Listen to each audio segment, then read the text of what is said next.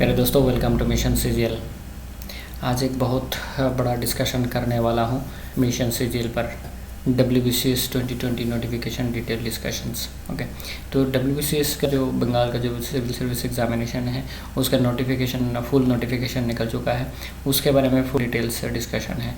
जो नए दोस्त है ज़रूर सब्सक्राइब करें, ओके, और कमेंट्स करें, शेयर करें और बताएं कि कैसे लगे डिस्कशन। काफ़ी लंबा होने वाला है वीडियो, बिकॉज ये इस वीडियो में हम पूरा डिस्कस करने वाले हैं, ठीक है। तो पूरा डिस्कशन करने के लिए आपको थोड़ी सी वक्त देनी पड़ेगी, ओके। तो आज थोड़ा वक्त लूँगा आपका, ओके। तो थोड़ा सा बर्दाश्त करें हमारे डिस्कशन के साथ, बिकॉज ये है बेसिक है, ओके। हम WBCS अगर आप बंगाल के सिविल सर्विस के लिए अप्लाई करना चाहते हैं बाहर के स्टेट से, तो आपको थोड़ा सा समय देना पड़ेगा, बिकॉज ये है बेसिक चीज़ है। तो ये जानना जो बहुत ज़रूरी है, ओके, ये जानना बहुत ज़रूरी है। तो दोस्तों हमारे साथ बने रहें। तो आपको पता ही है कि हमारे दो चैनल एक मिशन सीजीएल है, WBCS, जहाँ पर हम यहाँ पर बंगाली में डिस्कस करते हैं, पर हिंदी जो चल रहा है फ़िलहाल, ओके। तो ये आप देख सकेंगे कि अगर आपको लगता है कि बंगाली में आप अच्छे हैं तो you can follow me in WBCS, otherwise mission CGL तो है ही आपके पास, कोई प्रॉब्लम नहीं है, ठीक है। तो हिंदी इंग्लिश अगर आप लोग भी ये डिमांड हो तो इंग्लिश में सेपरेट चैनल चालू हो सकता है, और near future I will be planning that, okay, I will be planning that. तो हमारे चैनल का जो खासियत है, जो स्पेशलिटी है, वो है for any type of MCQ permanently locking, okay. Permanently locking कैसे है? Find keyword in the question, okay. Number 2, by keyword locking answer question. ये है क्या है? बहुत अनोखा तरीका है जिसमें आप आंसर को क्वेश्चन के साथ लॉक कर सकते हैं, ओके। जिसके तहत ऐसा हो सकता है कि जिसके माध्यम से कि आपको जो एग्ज़ाम हॉल में जो डाउट होने लगता है वो ख़त्म होने वाला है, okay. That is going to be finish, that is going to be finish, okay. कैसे? जैसे कि आप लॉक करेंगे आंसर को क्वेश्चन के साथ, तो आपको याद रहेगा वो, तो आपको डाउट ये नहीं होगा कि कौन सा ऑप्शन सही है, A option, B option, C option, D option, कौन सा ऑप्शन ठीक ठाक है, ओके। तो ये अगर ख़त्म हो गया तो आपका काफ़ी मतलब टेंशन कम होगा, और आप निश्चिंत, मतलब विदाउट एनी टेंशन प्रेशर आप एग्ज़ाम दे पाएंगे, ओके। ये आपको बहुत बड़ा फ़ायदा होने वाला है। इस बात को तो मैं आपको बोलूँगा ही बोलूँगा, if you are totally following me, okay. यहाँ पर एक बात और बताना चाहूँगा मैं कि सचिन को पता था कि कौन सी बॉल को कैसे खेलना है, कौन सी बॉल में सिक्सर लेना है, कौन सी बॉल में बाउंड्री लेना है, कौन सी बॉल में 2 लेना है, 1 लेना है, सिंगल लेना है, डबल लेना है, ट्रिपल लेना है। ये बॉल गिरते ही वो पता कर लेते थे। तो मैं ये कहूँगा दोस्तों, आप अगर हमारे साथ है तो कौन से एंगल में किस क्वेश्चन को किस आंसर के साथ कैसे कनेक्ट करना है, ये आपको हम बता देंगे, ओके। ये बहुत बड़ा इम्पोर्टेंट चीज़ है, पॉइंट है कि आपको ये पता होना चाहिए कौन से क्वेश्चन को कैसे आप लॉक करेंगे, ओके। कैसे आप लॉक करेंगे ये जानना बहुत जरूरी है, और ये जानने के लिए आपको हमारे साथ बरकरार रखना पड़ेगा, ओके, बरकरार रखना पड़ेगा। आपको पता है हमारा चैनल का टैगलाइन है दोनों का, I can do it, I will do it, okay. यहाँ पर मोहम्मद अली साहब का एक फ़ोटोग्राफ है, उनका ही कहना मैं कहूँगा कि उन्होंने कहा स्किल से विल पावर बहुत ज़्यादा इम्पोर्टेंट है, स्किल से विल पावर बहुत ज़्यादा इम्पोर्टेंट है, बिकॉज ओपोनेंट अगर घुसा मार के गिरा देता है तो विल पावर ही कहता है बेटा और एक बार उड़ा, जग जा, ओके, और एक बार जग जा, यू कैन विन, ओके। तो वही विल पावर ही आपको जगाता है। जैसे कि मान लीजिए एक्स या राम शाम जोदू या जो भी है, क्या हुआ, 2019 में फेल कर गए, फिर से नए जो एनर्जी है वो लेके 20 में फिर एग्ज़ाम दिया, 20 में फिर फेल हो गए, ओके। 20 साल में 21 साल में फिर से अगर तैयारी करना है, ये जो फिर से तैयारी करने का जो एनर्जी है, जो पावर है, जो दम है, ये दम कहाँ से आता है? ये विल पावर से आता है, ओके। यही बहुत बड़ा चीज़ है।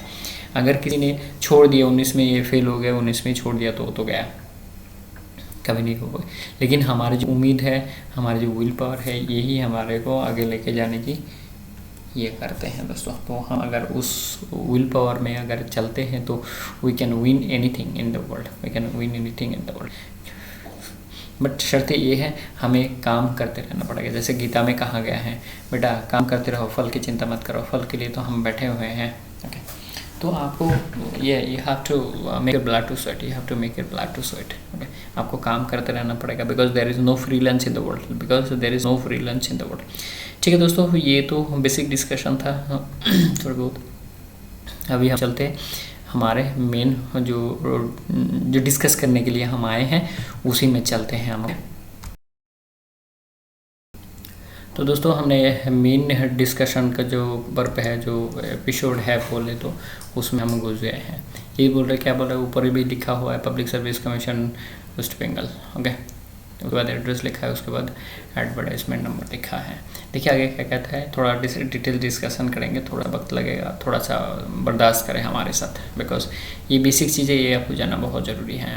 क्योंकि अगर बंगाल में है और बिहार में है, झारखंड में है, कोई भी स्टेट में है, ये आपको जानना बहुत ज़रूरी है। बहुत इंपॉर्टेंट पॉइंट है जो आपको जानना ज़रूरी है, इसीलिए ये डिस्कशन पर्व खोला गया है। ओके, इसीलिए डिस्कशन पर्व खोला गया।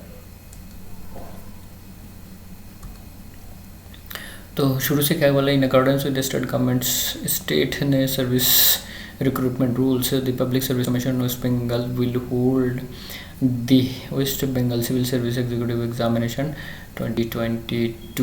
ओके, तो 22 साल का जो examination on the results of which the recruitment to the West Bengal civil services and the certain other services and post will be made. The rules of the examination and other particulars are stated in the following paragraphs. A candidate should verify from these rules whether he or she is eligible for admission to the examination. The conditions prescribed cannot be relax. तो prescribe जो बोला गया है वो relax नहीं होगा। जो rule है रूल है, जो रूल है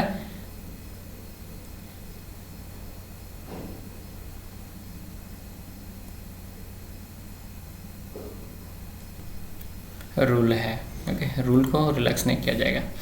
अच्छा, the West Bengal civil service executive examination जो शॉर्ट फॉर्म में लिखा गया है, एग्जामिनेशन कंसिस्ट ऑफ 2 पार्ट्स, एक है रिटेन और एक है इंटरव्यू पार्ट। पर्सनालिटी टेस्ट है, रिटेन में 2 पार्ट है, एक है प्रिलिमिनरी वही कह रहा है, और दूसरा नंबर है रिटेन एग्जामिनेशन।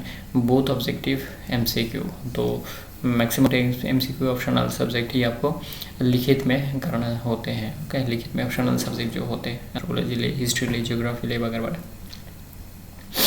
ये number of candidates to be selected on the results of the preliminary examination will be allot to the admission of the main examination and number of candidates to be selected on the basis of the results of the main examination will be called to appear for the personality test. तो screening test होगा preliminary, वो screening test के लिए जो select होंगे उनको mains में बुलाया जाएगा, मेंस में जो सिलेक्ट होंगे उनको पर्सनालिटी टेस्ट के लिए बुलाया जाएगा। पर्सनालिटी टेस्ट और मेन टेस्ट दोनों का रिजल्ट एक साथ करके इकट्ठा करके मेरिट लिस्ट तैयार की जाएगी। ओके, तैयार की जाएगी, उसके बाद उसी बेसिस पे मेरिट लिस्ट होगी और उसके बेसिस पे सर्विस में अलॉटमेंट होगी। ओके, सर्विस में अलॉटमेंट होगी। The preliminary examination will be held at various centers in Kolkata and certain other districts in the West Bengal tentatively in the month of May 2022 thereafter. Only scheduled tribe candidates of Darjeeling district and other candidates in the 3 hill subdivision, namely Darjeeling, Sadar, Mirik and Karsiyang, will be allowed to appear in Darjeeling center. Similarly, all the candidates from the Kalimpong districts will be allowed to appear Kalimpong center. The main examination will be held in Calcutta. ये तो पक्की है कि main जो exam होते हैं दोस्तों कलकत्ता में होते हैं। ओके, डिफरेंट सेंटर में। और इंटरव्यू जो है आगे यही कह रहा है कि इंटरव्यू अर्थात पर्सनालिटी जो टेस्ट है वो PSC की बिल्डिंग में ही होगी और कहीं नहीं होगी। पिछले साल ये कोविड के कारण के चलते हुए ऑनलाइन में भी कुछ इंटरव्यू हुए थे। ओके, कुछ इंटरव्यू ऐसे भी हुए थे ऑनलाइन में। डिस्ट्रिक्ट जो सदर होते हैं, ओके, DM ऑफिस, वहाँ पर किसी को बुलाया गया था कि वहाँ पर इंटरव्यू इन्होंने दी है ऑनलाइन में। ओके, आगे क्या कहते थे, WBCS executive examination to be treated as the combined competitive examination comprising 4 separate district examination for 4 groups of services and post as detailed below। तो 4 ग्रुप के एग्ज़ाम होते हैं, ABCD यहाँ पर। ओके, ABCD 4 ग्रुप के एग्ज़ाम होते हैं यहाँ पर बंगाल के सिविल सर्विस के दौरान। ओके, तो यहाँ पर जैसे कह रहे हैं ये है ये ग्रुप। ओके, जैसे कहाँ ये BCD, ये देखिए यहाँ पर the services and post on which recruitment is made on the results of WBCS executive examination are divided into groups A, B, C, D with a graduated syllabus. A candidate may compete for one or more groups but is required to submit on application only indicating choices of groups. तो कहने का मतलब ये है एक ही application submit करना है, वो एक एप्लीकेशन के अंदर ही ABCD ग्रुप को टिक मार्क करना हुआ है। ओके, टिक मार्क करना है, तो आप सिलेक्ट करेंगे तो ऑटोमेटिक टिक मार्क हो जाएगा। ओके, ये group B group C group और D ग्रुप तो ऑटोमेटिक सिलेक्ट हो जाएगा और सिलेक्शन करना ही करना है आपको, बिकॉज कौन सी ग्रुप में आपको लगेगा वो आपको पता नहीं है। तो चारों ग्रुप आपको सिलेक्ट करनी है जब तक आपको ये ग्रुप तक नहीं आता है। ओके, चारों ग्रुप तब सिलेक्ट करते रहना है। दोस्तों, ये जो सैलरी स्ट्रक्चर है ये इसके बारे में एक शॉर्ट्स भी ऑलरेडी मैंने अपलोड कर दी हैं। ओके, फिर भी हमने जो सोचा है कि डिटेल डिस्कशन करने के लिए बैठना है तो डिटेल डिस्कशन ही करेंगे। ओके, तो डिटेल डिस्कशन में सैलरी में मैं ये कहूँगा कि सैलरी बहुत अच्छा है, 56,100 to 1,44,300, ये बहुत बड़ा रकम है दोस्तों। ओके, वीडियो ये जो है ये फर्स्ट कैटेगरी वाले होते हैं video block development officer. Second category होते हैं रेवेन्यू डिपार्टमेंट, जो ये कमर्शियल टैक्स डिपार्टमेंट होते थे ना पहले, GST जो अभी फ़िलहाल GST कहते हैं हम। और उसके बाद ADSR जो आता है, जमी जायदाद फ्लैट्स, ये जो रजिस्ट्री करते हैं, ये जो रजिस्ट्री करते हैं। और उसके बाद एक्साइज डिपार्टमेंट में जो आबकारी डिपार्टमेंट बोलते हैं ना, उसका एक ये होता है। तो बंगाल में 3 ही रेवेन्यू डिपार्टमेंट है, वो 3 रेवेन्यू डिपार्टमेंट में फ़िलहाल इसको कंबाइन कर दिया गया है। वो इसीलिए ये कह रहे हैं integrated West Bengal revenue service. ये देखिए integrated West Bengal revenue service ये कह रहे हैं। ओके, ये कह रहे हैं। तो ये इसमें भी वही पे स्केल है। ग्रुप ए में कोई चेंजेस नहीं है। ग्रुप ए में सभी का 16 नंबर स्केल है, जहाँ पर 56,100 to 1,44,300 तक सैलरी जाएगा। Okay, West Bengal cooperative service वो भी सेम है, 3 नंबर पे। 4 नंबर पे लेबर सर्विस, उसका भी सैलरी स्ट्रक्चर हुई है। दोस्तों, कहने का मतलब ये है मेरे फ्रेंड्स, मेरे प्यारे दोस्तों, 1.5 लाख अगर आपको सैलरी मिलता है तो और आपको क्या चाहिए? तो क्या आप उसके लिए जी जान नहीं लगा सकता है? मैं भी बहुत जल्दी ये बहुत अच्छा वीडियो लेके आने वाला हूँ नेक्स्ट वीडियो में, जो मैं बताऊंगा जी। इस वीडियो को देखिए आप और इसके वीडियो के बारे में सोचिए, तो आप क्या कर सकते हैं। ओके, क्या कर सकते हैं। अच्छा, 5 नंबर में West Bengal food and supply department, जो ये रेशन डिपार्टमेंट बोलते हैं ना, जब रेशन सप्लाई होते हैं वहाँ पर जो फूड कमिश्नर होते हैं इस सर्विस में। तो देखिए उनका भी पे स्केल 16 है, 56,100 to 1,44,300 तक। 6 नंबर पे वेस्ट बंगाल एम्प्लॉयमेंट सर्विस, उसका भी पे स्ट्रक्चर वही है दोस्तों। बहुत बड़ी रकम है 1,44,300। ओके, बहुत बड़ा रकम है 1,44,300, बहुत बड़ा रकम है।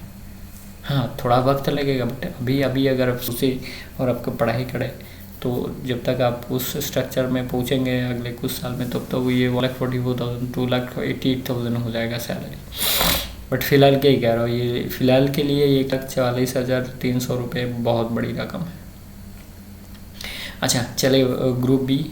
ओके, ग्रुप ए ख़त्म हुआ। ग्रुप बी में क्या है? ग्रुप बी में पुलिस सर्विस होते हैं। ओके, पुलिस सर्विस होते हैं। पुलिस सर्विस में क्या होता है? DSP आते हैं। ओके, इसमें से DSP निकालते हैं।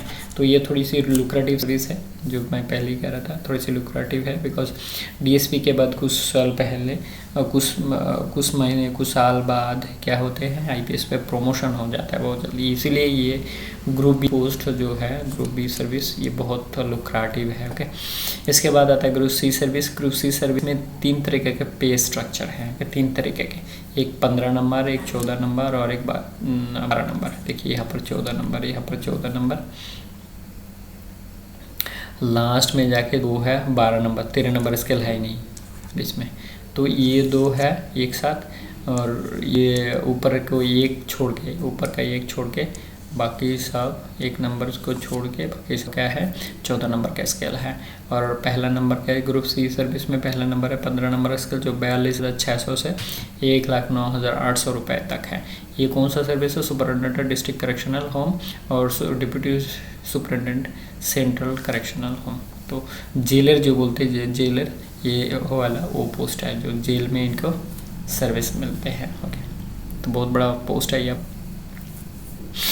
ओके, तो उसके बाद आता है 2 नंबर पे जॉइंट वीडियो, जिसको बोलते हैं जॉइंट वीडियो। ओके, बहुत वीडियो शायद का जो वीडियो है वो तो उनके जो असिस्टेंट होते हैं जॉइंट वीडियो होते हैं। तो ग्रुप सी से आता है वो 14 नंबर के स्केल पे होते हैं। 39,900 to 1,02,800 तक इनके सैलरी है। बाकी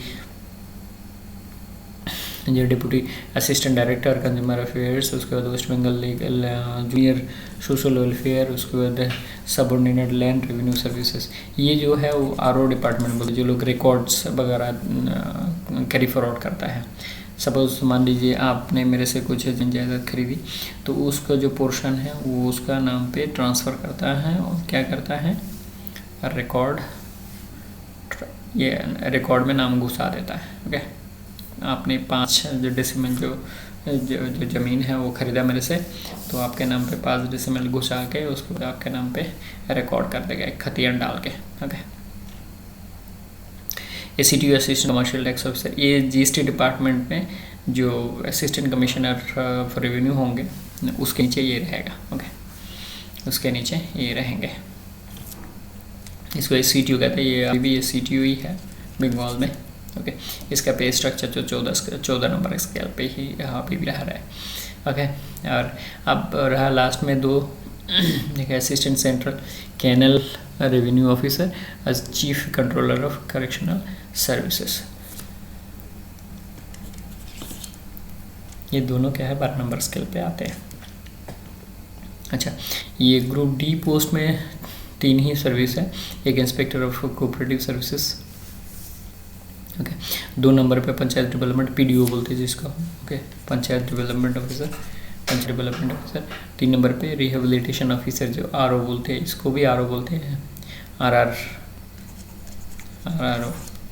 relief and rehabilitation, refugee and relief officer और रिहेबिलिटेशन ऑफिसर इधर ऐसा भी कहते हैं। तो इनका क्या है, ये जो 2-3 सर्विस है इनका 10 नंबर के स्केल है। देखिए 10 नंबर के स्केल है। ओके, 10 नंबर के स्केल में क्या होगा 32,100 से 82,900 रुपये तक, मतलब 82,900 तक इनका सैलरी जाएगा। ओके, इनका सैलरी जाएगा। The post of Joint Registrar West Bengal State Consumer Dispute Redressal Commissioner and Registrar District Consumer Disputes Redressal and Commissioner transferable within the state government. तो ट्रांसफरेबल जैसे आपको पता है कि बंगाल की सर्विस है तो बंगाल की सर्विस के हिसाब से कहीं भी आपको ट्रांसफ़र दे सकता है। नंबर ऑफ वैकेंसीज ये डिपेंड करता है वेरिएबल, ये साल टू साल। Okay, year to year variable है। Okay, year to year variable है। बाकी आगे क्या कहूँ, आगे एक चीज़ बहुत ही इंपॉर्टेंट चीज़ आपको बतानी है बारी बारी में। ओके, आगे कहता है the post of some groups may not be filled up on the basis of the results of the examination if vacancies for the same are not reported from the department concerned within the stipulated time for filling up the suspect।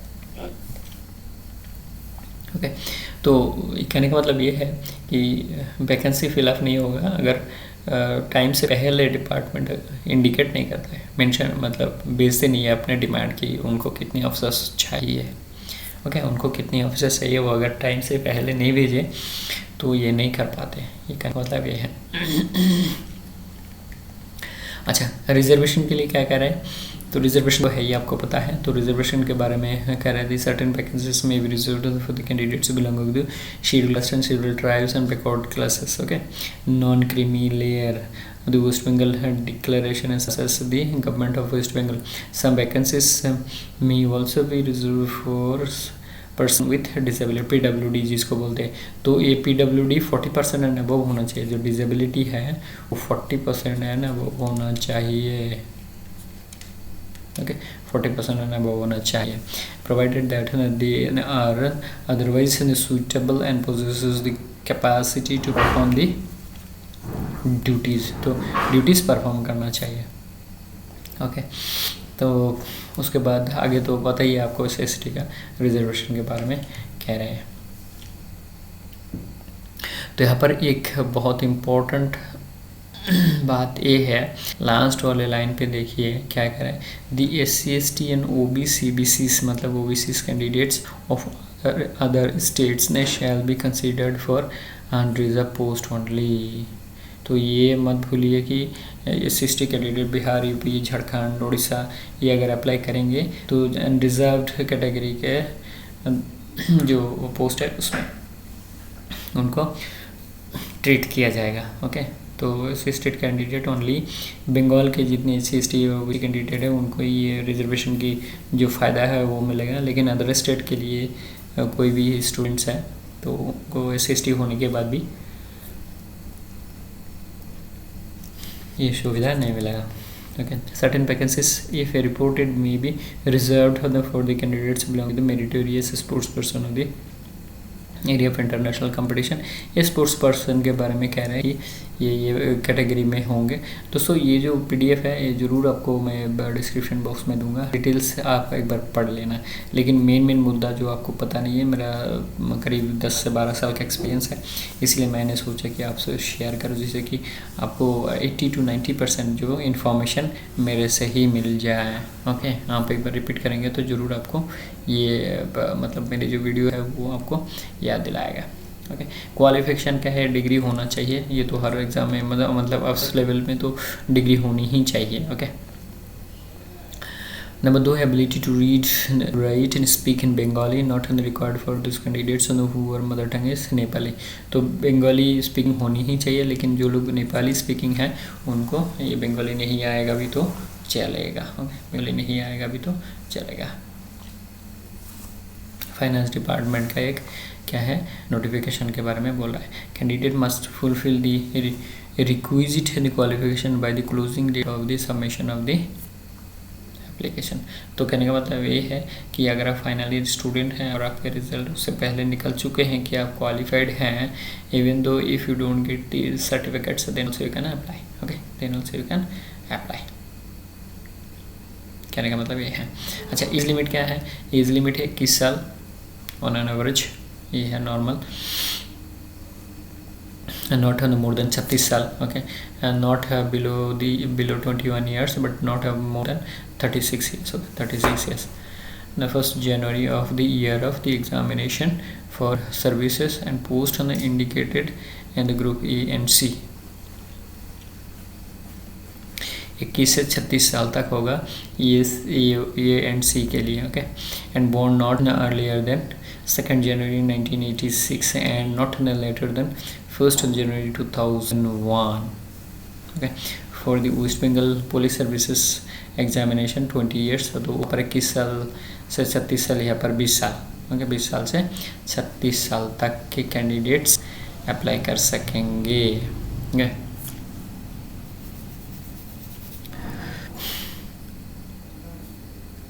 तो आगे यही कहा गया है, मैं video को ऐसे पढ़ के ज़्यादा लंबा नहीं करूँगा। ओके, तो ये जो बोल्ड एंड या ये इसमें बोल्ड में जो लिखा है, though candidates no whose date of birth lies between 1st January 2001 and 1st January 2002, that is whose age is between 20 and 21 years and as on 1/2022 मतलब 1st January 2022 में apply for group B only. Okay, तो group B के लिए apply कर सकते हैं। Okay, group B के लिए अप्लाई कर सकते हैं। Is age recorded in the Madhyamik और equivalent certificates will be accepted and the age limits apply to all candidates whether in the government services और नॉट। तो एज लिमिट सभी के लिए बराबर है। ओके, आप चाहे गवर्नमेंट सर्विस करें या ना करें। ओके, मतलब जो लोग इन सर्विस हैं उनके लिए भी सेम एज लिमिट लागू है। ओके, जो लोग गवर्नमेंट सर्विस कर रहे हैं फिलहाल। Relaxation in age limit, the upper age limits relaxation for the SC/ST and not creamy layer candidates is West Bengal by 5 years for SC/ST candidates and by 3 years OBC candidate non creamy layers. तो SC/ST candidate के लिए 5 साल की छूट है और OBC candidate के लिए 3 साल की छूट है. In case of the persons with disabilities, upper age limits relaxation up to 45 years.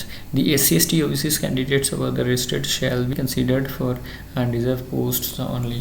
देखिए यहाँ पर भी कह रहे हैं कि अगर आप बाहर वाले स्टेट से आते हैं तो एज लिमिट्स भी आपके लिए नॉर्मल रहेगा जैसे अनरिजर्व कैंडिडेट मतलब जनरल कैंडिडेट्स के हैं. ओके मतलब एक जनरल कैंडिडेट्स के जैसे होते हैं. तो कहने का मतलब ये है, मैं एक सीधी बात बता दूं कि अगर आप अदर स्टेट का SC/ST OBC कोई भी रिजर्व कैटेगरी है वो बंगाल में अगर आप एग्ज़ाम देंगे तो आपको जनरल कैंडिडेट के हिसाब से ट्रीट की जाएगी. ओके आपको जनरल कैंडिडेट की तरह ट्रीट की जाएगी. कहने का मतलब ये है. ओके कोई रिलैक्सेशन नहीं दिया जाएगा. जैसे यहाँ पर जनरल कैंडिडेट को ट्रीट किया जाता है वैसे ही आपको ट्रीट की जाएगी. स्पेशल कंडीशंस क्या है. West Bengal police services group B service minimum height is 1.65 metre and female के लिए क्या है 1.5 मीटर. तो जो लड़की है उनका हाइट है 1.5 मीटर होना चाहिए और 1.65 मीटर होना चाहिए लड़कों के लिए. ओके बाकी ये मेन इम्पॉर्टेंट चीज़ है क्योंकि वो पर पुलिस सर्विस है वो पर तो हाइट चाहिए होता है. बाकी जो सर्विस है उसमें तो हाइट का इतना ये नहीं है, रिस्ट्रिक्शन नहीं है. ये आपके डिस्क्रिप्शन बॉक्स में रहेगा. मेन चीज़ मैं आपको थोड़ा डिस्कस कर choice of groups of services and allotments.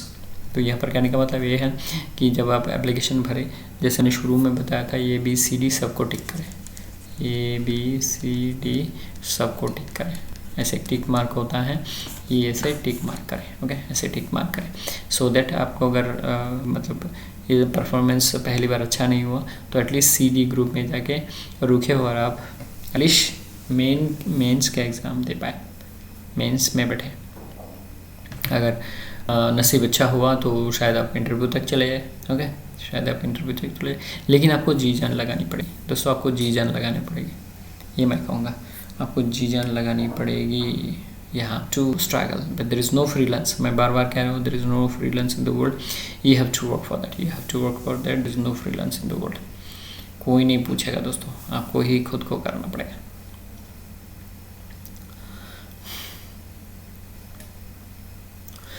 Note में थोड़ा पढ़ते लो बिकॉज नोट बहुत इंपॉर्टेंट होता है. NB नोट इत्यादि.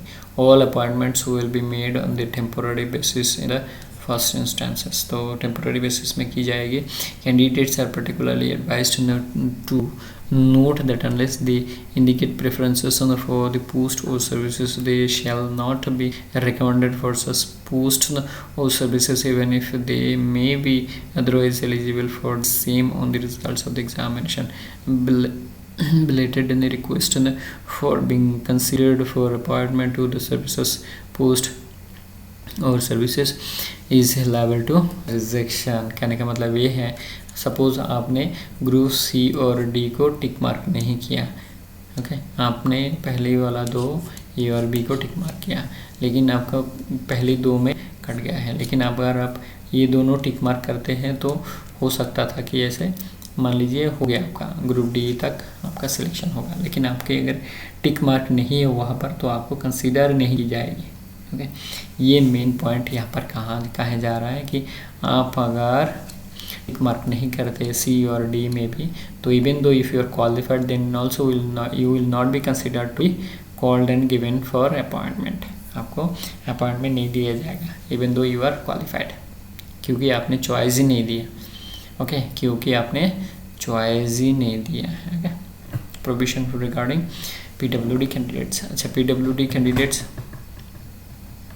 का प्रिस्क्राइब्ड फॉर्म जो शुरू में मैंने बताया उसमें आपको भरना पड़ेगा. ओके अच्छा मोड ऑफ एप्लीकेशंस ऑनलाइन. ये तो मैंने इसमें एक शॉर्ट्स में ऑलरेडी बता दिया है कि इसमें ऑनलाइन में भरना पड़ेगा. उसका लिंक तो वहाँ पर ही इसमें दिख रहा है, आप टाइप करेंगे भी वो आ जाएगा. Okay. Other requirements the candidate must be citizen. Citizenship के बारे में क्या है, इस बारे में ज़्यादा बोलने की ज़रूरत ही नहीं है, ये आपको पता है कि आपका अगर इंडियन सिटीजन है तो आप अप्लाई कर सकते हैं। फीस के बारे में कह रहे हैं, जैसे जनरल कैंडिडेट को 210 रुपये प्लस वो सर्विस चार्जेस 1% वगैरह वगैरह ये देना पड़ता है, लेकिन SC ST OBC इनको नहीं देना। हाँ, और फॉर जो PWD कैंडिडेट्स हैं जिनके 40% एंड अबव है उनको भी नहीं देना है। लेकिन अदर स्टेट का जो SC ST category OBC category के जो कैंडिडेट्स हैं उनको लेकिन क्या करना पड़ेगा, फीस भरनी पड़ेगी, because they are treated as general candidates even though they are SC ST OBC candidates in their state, but if you are applying for this state then you are considered as general candidates। तो ये बात की ध्यान रहे, बहुत important चीज़ है। आप अगर SC ST candidate Bihar Jharkhand के हैं ओके, तो उसमें लेकिन आपको रिजर्वेशन नहीं मिलेगी। आपको क्या करना है, आपको वही जनरल कैंडिडेट के साथ कंपटीशन करना है और इसमें फ़ीस भी भरनी पड़ेगी आपको। ओके, यू हैव टू पे द फीस ऑल्सो। तो फीस के बारे में बता दें, 24 तारीख ऑनलाइन और 25 तारीख ऑफलाइन क्लोज हो जाएगा। ओके, मार्च महीने की। इसका तो ऑलरेडी शॉर्ट्स हमने अपलोड कर दिया है, ज़रूर आप थोड़ा देख लें। ओके, सर्टिफिकेट्स क्या है, SC ST OBC के जो ये रिजर्वेशन के जो सर्टिफिकेट्स है वो SDO लेवल से होनी चाहिए। ओके, और बाकी जो क्वालिफिकेशन सारे मेट्रिकुलेशन HS BA MA जो भी आपकी क्वालिफिकेशन हो वो आप दे दें। कंप्यूटर में है तो कंप्यूटर वाला दे दें। ओके, 40% डिजेबिलिटी होना चाहिए। कौन सी अथॉरिटी से आपको जो सर्टिफिकेट्स है वो इशू होनी चाहिए, क्या सर्टिफिकेट, और इंटरनेशनल कंपटीशन जो स्पोर्ट्स पर्सन होते हैं उनके जो कास्ट सर्टिफिकेट होते हैं वो उनके। ओके, पेनल्टी भी भरनी पड़ेगी आपने अगर कुछ गलत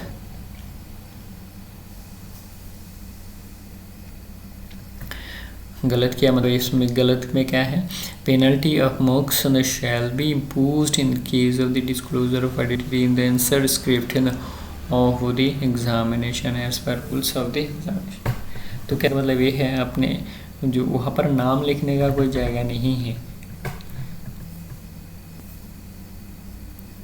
आंसर शीट में, नाम लिखने का कोई जगह नहीं है, ओनली रोल नंबर लिखना पड़ता है। लेकिन आपने अगर कुछ मार्किंग किया है अपने इंडिकेशन देने के लिए तो वहाँ पर लेकिन आपके मार्क्स निकाल दिया जाएगा, कुछ परसेंटेज रिडक्शन ऑफ मार्क्स।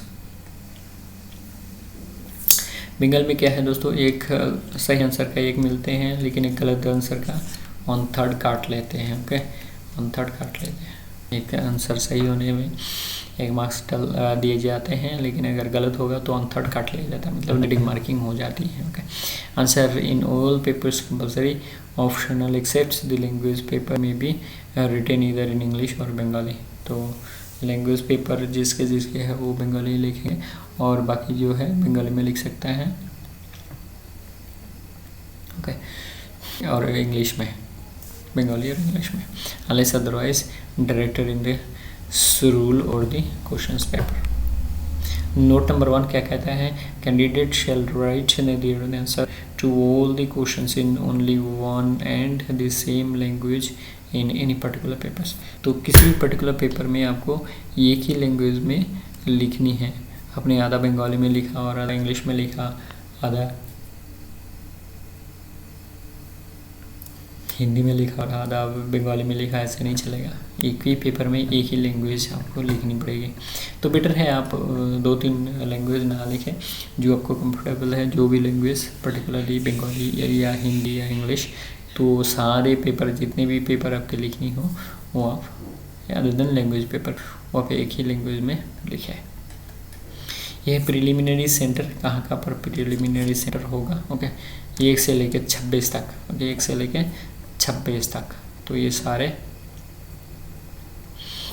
क्या है, सेंटर्स है, प्रिलिमिनरी सेंटर। तो इसके बारे में और एक बता दें कि preliminary centre all West Bengal basis में होता है नॉर्मली, लेकिन मेन के सेंटर जो मेन एग्ज़ाम्स होता है, रिटन एग्ज़ाम्स या MCQ टाइप का जो एग्ज़ाम होते हैं, पहले 2 पेपर लैंग्वेज पेपर होते हैं, फर्स्ट बंगाली और इंग्लिश, और नेपाली हो सकता है कहीं जो आपने चॉइस दी है। वो रिटन में होगा। ओके, रिटन में होगा। तो ये सारे जो मेंस का जो पेपर है वो सारे कलकत्ता के विभिन्न तरह तरीके के स्कूल में एग्ज़ाम दी जाएगी। मतलब कहने का मतलब ये है जो मेन एग्ज़ाम है कलकत्ता में होगी, और जो इंटरव्यू है वो PSC का जो ऑफिस उसमें होगा। ओके, उसमें होगा।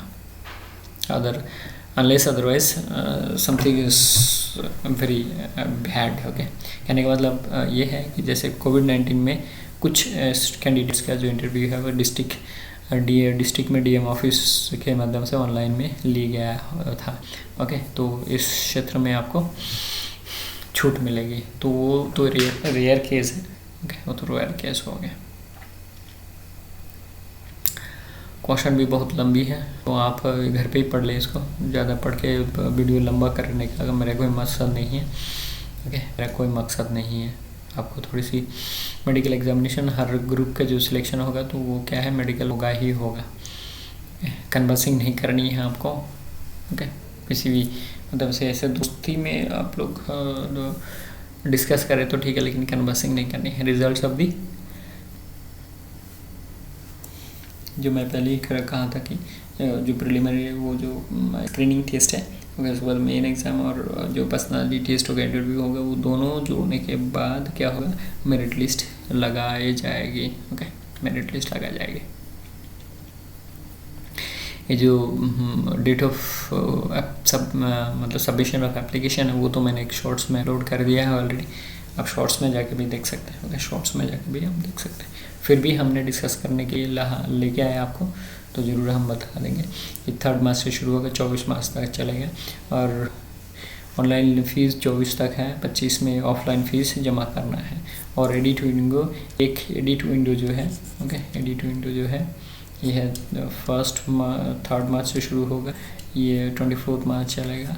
ओके, ये भी 24 मार्च ऑनलाइन जो ये फ़ीस है, और ऑफलाइन फ़ीस है 25 मार्च। ओके, तो एडिट विंडो मतलब आपने कुछ गलती की है, ओके, आप ऑप्शनल चेंज करना चाहते हैं या डेट ऑफ बर्थ चेंज करना चाहते हैं या तो कोई क्वालिफिकेशन ऐड करना चाहते हैं तो आप ऐड कर सकते हैं। ओके, तो आप ऐड कर सकते हैं।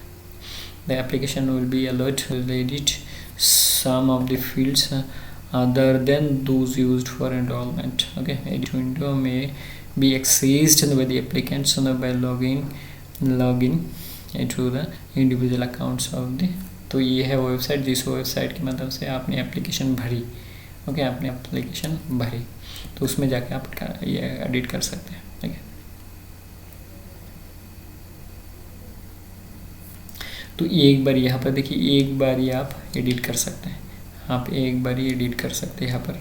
ये जो दौरान है 1 से 7 तक मार्च का, अप्रैल का, तो इसमें आप एक बार ही एडिट कर सकते हैं। तो आप ये जो आपका जो एप्लीकेशन है वो ज़रूर आप ठीक ठाक से भरें, जैसे कि आपको क्या है, एडिट करने की ज़रूरत ही ना आए, ये मुसीबत ना आए जो आपको एडिट करनी पड़े। सोच समझ के करें, बिकॉज आज तो 27 तारीख है, 27 फरवरी 2022, तो 27 तारीख से 3 तारीख अभी भी 4 दिन बाकी है। तो सोच समझ के भरे, आप थोड़ा स्टडी कर लो इसके ऊपर। ये है कॉन्टैक्ट नंबर और ईमेल एड्रेस जिसके माध्यम से आप PSC को कॉन्टैक्ट भी कर सकते हैं और मेल भी भेज सकते हैं। They normally reply. Certificate regarding the physical limitations of examinee to write, तो अगर जो लिखने के लिए जिनको तकलीफ है वो ये सर्टिफिकेट भरेंगे। ओके, वो ये सर्टिफिकेट भरेंगे।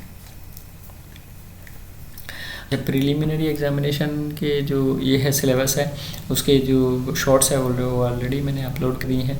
अगर फिर भी हमने डिस्कशन करने के लिए बैठा है तो हम थोड़ा डिस्कशन कर देते हैं।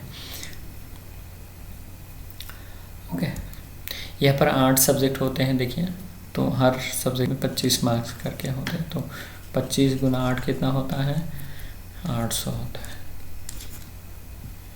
ओके, 4 25 100 और 4 25 100, 200। 25 गुना 8 इजिकल टू 200। 25 गुना 8 इजिकल टू 200, 25 गुना 8 100 और 100, तो 200 जोड़ेंगे तो 200 ही बनेगा। ओके,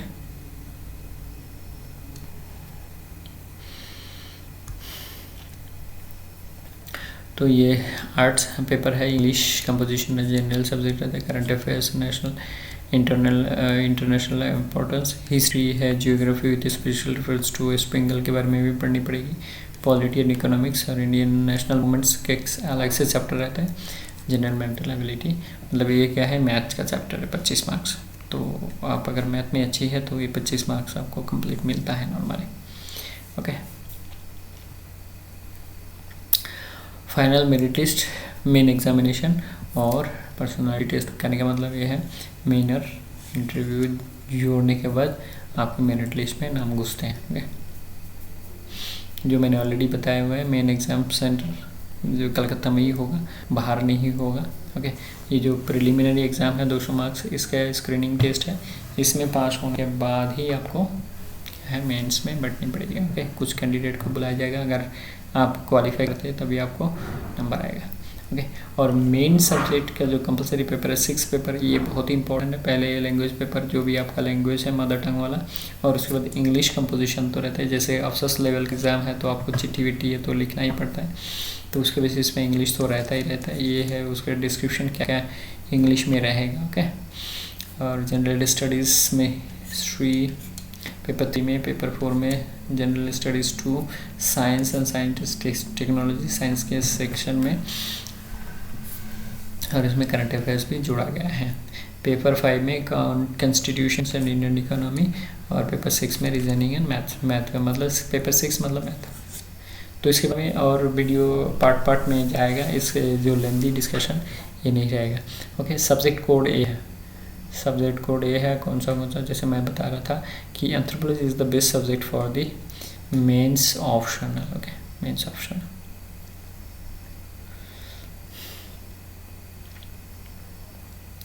तो इसके बारे में जो ये अलग अलग वीडियो आएगा, ओके, छोटी छोटी करके, जिससे कि भी आपको समझने में थोड़ी सी इजी रहे। ओके, तो पर्सनालिटी टेस्ट में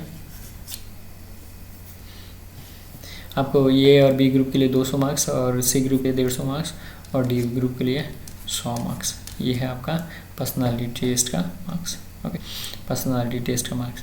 अब हम चलते हैं मेन जगह पर, जो मैंने ऑलरेडी बता दिया है। मार्क्स रिडक्शन क्या है, 1 मार्क्स का फुल मार्क्स मिलता है अगर आपका आंसर करेक्ट है एमसीक्यू में, और अगर गलत है तो ऑन थर्ड काट लिया जाता है। ओके, ऑन थर्ड काट लिया जाता है। ये है मेंस में जो आपका ये डिफरेंट सब्जेक्ट में कितना मार्क्स है टोटल, ये बोला जा रहा है। पर्सनालिटी टेस्ट में यहाँ पर 200 मार्क्स है। ओके, यहाँ पर 200 मार्क्स है, यहाँ पर 200, 150, यहाँ पर 100। ओके, तो बाकी ऑप्शनल सब्जेक्ट ओनली ए और बी ग्रुप में है, ऑप्शनल सब्जेक्ट ये 2 में नहीं है। बाकी देखिए जितने मार्क्स है ये सारे सेम टू सेम है, सब सेम है, मतलब 6 सीरियल 6 तक सबका बराबर है। ओके, और 7वां सीरियल जो है वो ए और बी ग्रुप के लिए है, और ए और बी ग्रुप के जो ये इंटरव्यू मार्क्स है वो काफ़ी ज़्यादा है, काफ़ी ज़्यादा है। लेकिन आप अगर ए और बी ग्रुप में कंसिडर नहीं होते, बी सी और डी ग्रुप में कंसिडर होते, तो परसेंटेज वाइज मार्क्स दिया जाएगा आपको। जो भी 200 मार्क्स में मिला है उसके अनुसार 150 में कितना मिलना चाहिए आपको। उसके बाद अगर सी में नहीं और डी में अगर आपका नंबर आता है तो 200 में अगर आपको 60 मिला है, मान लीजिए 200 में अगर आपको 60 मिलता है, 200 में अगर आपको 60 मिलता है तो 100 में कितना मिलेगा, 100 में 30 मिलेगा, राइट। तो यहाँ पर 30 मार्क्स आपको दिया जाएगा। ओके, 30 मार्क्स आपको दिया जाएगा। This syllabus syllabi mentioned below the indicative only candidates and should be prepared to answer any questions। ये है मतलब कहने का मतलब ये है मेंस का जो ये है, ये मेंस के सब्जेक्ट है syllabi for the optional papers। तो ये कहने का मतलब ये है, शुरू में जो कह रहा था कि क्वेश्चन कैसे भी हो सकता है, you have to prepare to face any type of questions if your subject is that। मान लीजिए एंथ्रोपोलॉजी, तो एंथ्रोपोलॉजी में आपने जितना क्वेश्चन पढ़ा है उससे बाहर भी अगर क्वेश्चन होगा वो भी दे सकता है। ओके, सपोज आपने जितनी क्वेश्चन पढ़ा है, जो भी बुक लिया है उसमें एक क्वेश्चन कवर नहीं है, लेकिन वो क्वेश्चन और कहीं से उन्होंने ढूंढा है तो वो भी दे सकता, वो भी दे सकता है। तो दोस्तों आज ज़्यादा लंबा नहीं कर रहा हूँ, बहुत ही ज़्यादा हो गया, छोटी छोटी वीडियो करके डालूंगा इसके बाद। थोड़ी सी लंबा डिस्कशन करने के लिए आपको लेके आया था यहाँ पर। तो आज यहाँ पर ख़त्म करेंगे। ओके, यहाँ पर ख़त्म। दोस्तों यहाँ पर मेन चीज़ जो है वो है आपकी मेहनत। आपकी मेहनत ही आपको रंग ला सकती है दोस्तों। अगर मैं एक बात कहूँगा कि 1.5 लाख रुपए की सैलरी, मान लीजिए वो 1.5 लाख रुपए है। ओके, 1.5 लाख रुपए है। अगर आपकी सैलरी 1.5 लाख होगा तो आपकी ज़िंदगी में क्या नहीं हो सकता है। तो 1.5 लाख रुपए सैलरी के लिए क्या आप 2-4 दिन की नींद को बर्बाद नहीं कर सकते? ओके, बर्बाद ही नहीं करना है। मैं तो बर्बाद के लिए बोल रहा था, बर्बाद नहीं करना है। आप ओनली 2 बजे तक पढ़े। ओके, आप अपने साथ मतलब सच्ची मेहनत करके, आप सच्ची मेहनत करें। You have to work for your own and very diligently. Okay, you should not keep a gap in between your studies. Okay, तो आप ऐसा करना कि पढ़ाई में ही ध्यान देना। ओके, पढ़ाई में ही ध्यान देना, जैसे कि मेरी ध्यान था। ओके, चलिए दोस्तों आज यहाँ तक ही ख़त्म करता हूँ। शुक्रिया, आपको अच्छा लगा होगा। ज़रूर नए दोस्तों हैं जरूर सब्सक्राइब करें, लाइक करें, शेयर करें, कमेंट्स करें। और पुराने दोस्तों, हम फैमिली मेम्बर बहुत ज़्यादा हो चुके हैं। ओके, बहुत ही ज़्यादा हो चुके, तो आपके प्यार और बढ़ेगा तो हम और बढ़ जाएंगे। ठीक है, चलिए आज यहाँ तक ही ख़त्म करते हैं। Thank you very much, thanks for joining us. जय हिंद, वंदे मातरम, जय भारत।